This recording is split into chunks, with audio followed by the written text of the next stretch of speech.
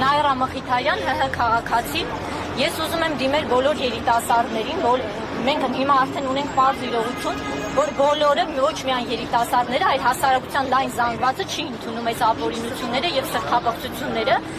եւ մենք բոլորս գտել ենք ինչ-որ հարթակ, օրինակ օնլայն հարթակը, Facebook, Instagram այլ վայրեր, որտեղ մեր բողոքը արտահայտում ենք։ Սա ճիշտ դիրքորոշում չի, որովհետև պայքարի այն էներգիան, որը մենք հիմա պիտի կառուցողական օգտագործենք, պիտի կարողանանք օր առաջ հրատապ դեմն առնել այս չարիքի, մենք կիրառում ենք այդ ամբողջ էներգիան սոցհարթակներով անելով։ Ինչ խնդիր ենք դրանով լուծում։ Գնալով օր առաջ մեր երկրի վիճակը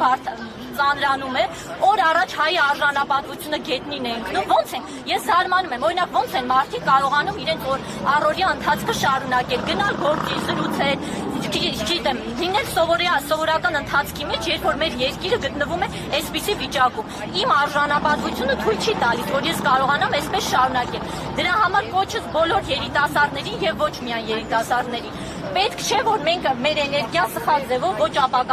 ոչ կառուցողական ձևով վատնենք։ Դուրս եկեք յուրաքանչյուրը այն ձևով, ինչպես որ տեսնում է։